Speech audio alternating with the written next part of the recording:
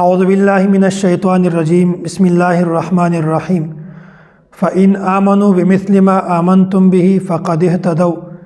وقال النبي صلى الله عليه وسلم اللهم اجعله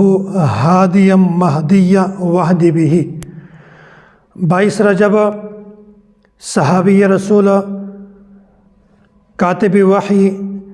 امیر المؤمنین سیدنا معاویه رضی الله تعالی عنه د شهادت ورځ ده. دغه متعلق څو خبرې درته بیانوم. حضرت امیر معاویه رضی الله تعالی عنه د هغه خوش نصیبه انسانو چې د رسول الله صلی الله علیه وسلم یو جلیل القدر صحابي او پرشتہ کې د رسول الله صلی الله علیه وسلم برادر نسبتی او حضرت معاویه رضی الله تعالی عنه هغه خوش نصیبه انسان ده چې د ډیره وخت پورې د حکمرانی کړې ده. حضرت امیر معاویه رضی الله تعالی عنه هغه خوش نصیبه انسان ده چې د ډیره وخت پورې د مسلمانانو خدمت کړې ده، د هغه سعادت ورته ملاو شوی ده. او حضرت امیر معاویه رضی الله تعالی عنه په باره کې د رسول الله صلی الله علیه وسلم نه ډېر دعاګانې منقولې دي. رسول الله صلی الله علیه وسلم د ژبې نه حضرت معاویه رضی الله تعالی عنه لپاره ډېرې زیاتې دعاګانې منقولې دي او داسې لسان نبوت نه حضرت امیر معاویه رضی الله تعالی عنه لپاره ډېر زیات بشارت هم منقول دي. او حضرت امیر معاویه رضی الله تعالی عنه دا تقریبا 19 کاله د 64 लाख مربع میل یعنی په نیمه دنیا باندې د حکمرانی کړې ده. او راجح کول د حضرت امیر معاویه رضی الله تعالی عنہ تاریخ پیدایش حافظ ابن حجر اسقلانی رحمت الله علیه راجح کول دا بیان کړی دا چې نبی علیه الصلوۃ والسلام بعثت نبوت نه 15 کاله مخته حضرت امیر معاویه رضی الله تعالی عنہ پیدایش شوی ده. د اسلام پر اورلو کې دوه قسمه روایت. بعضو روایتونه خدا ثابتېږي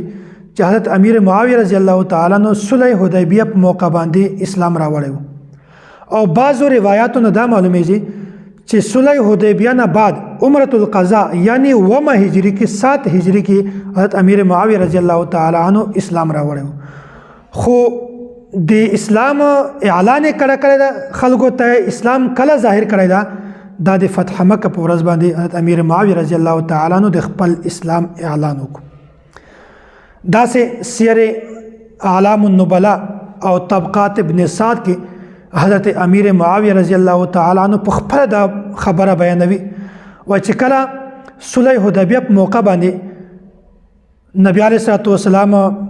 او د صحابه کرام چې کله د مکې د طواف نه او د عمره کولو نه منع کړل، بیا په هغه وخت کې دا د حدیبیه چې کوم معاهده و صلح حدیبیه په معاهده کې دا خبره راغله، دا فیصله وشوله چې نبی علیه الصلوۃ والسلام به د کال باندې واپس ځي، د صحابه کرامو سره آینده کال به د خپل عمره قضایی کوي. حضرت امیر معاویه رضی الله تعالی عنہ دا فرمایي وایي چې په هغه وخت کې د ما په زړه کې اسلام داخل شوی و چې کله وایي ما دا خبره خپل مور ته وکړه، حضرت هند رضی الله تعالی عنها ته، بیا زه مور منې کړم چې پلار ته حضرت ابو سفیان ته دا خبره کله هم مه کوه. نو وایي کله چې نبی علیه الصلوۃ والسلام د صلح حدیبیه نه واپس روان شول، هجرت یې وکړو، وایي په یغه وخت کې ما د الله تعالی په ذات باندې قسم وي چې ما د رسول الله صلی الله علیه وسلم رسالت تصدیق کړی و. آینده کال چې کله نبی علیه الصلوۃ والسلام عمره القضاء په موقع باندې د خپل صحابه کرامو سره واپس راغل د عمره کولو لپاره، په هغه وخت کې ما اسلام راوړی و او د ما پلار ته هم د ما د اسلام علم و. خو ما په ظاهره باندې اعلان نه وکړی، وای ما ته پلار دا ویل چې پتا نه خو هغه بل ورور هم ښه ده، ځکه چې هغه کم از کم د ما په دین باندې خدا، د ما په مذهب باندې خدا. نو وای ما خپل پلار ته ویل چې ما دپاره کومه بهتره وه هغه خبره ما اختیار کړله. د ما دپاره ما چې کوم دین خپل مذهب او دین دا کوم ما خپل ځان دپاره صحیح ګاڼه هغه دین او هغه مذهب ما اختیار کو، نو ما اسلام ذکر راوړ. نو چې کله فتح مکه په ورځ باندې حضرت معاویه رضی الله تعالی عنہ اعلان وکړ، بیا په یو وخت نبی علیه الصلاۃ والسلام ورته چې مرحبا مرحبا. حضرت امیر معاویه رضی الله تعالی عنہ دا یو سلیم الفطرت او شریف النفس انسانو چې کله نبی علیه الصلاۃ والسلام د مکې نه مدینه ته هجرت وکړو په هغه نه بعد د مکې مشرکینو سره نبی علیه الصلاۃ والسلام چې څومره هم جنگونه شوي دي په هغو جنگو کې حضرت امیر معاویه رضی الله تعالی عنہ د دغو مشرکینو سره د اسلام او د پیغمبر اسلام خلاف جنگ ته کله هم نه دراوتلی. نو اسلام نه مخکې هم دا په تاریخ کې دا خبره واضحه ده چې حضرت معاویه رضی الله تعالی عنہ نه د پیغمبر علیه الصلاۃ والسلام خلاف جنگ کړی ده او نه د اسلام خلاف جنگ کړی ده. حالانکه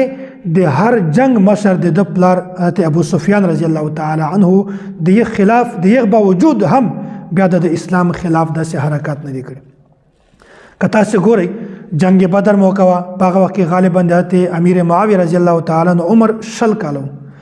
جنگ احد و جنگ خندق و نور جنگونه وو خو په یو جنگ کې هم دا چیرته نه ثابتېږي چې حضرت امیر معاویه رضی الله تعالی عنہ د اسلام خلاف یو خبره کړې وي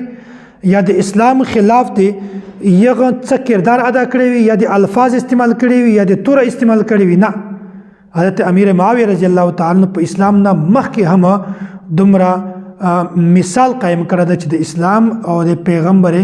اسلام خلاف د کله هم داسې کارنامه نه ادا کړي. نو دی وجنه حضرت معاویه رضی الله تعالی عنہ د شروع نه یو سلیم الفطرت او شریف النفس انسان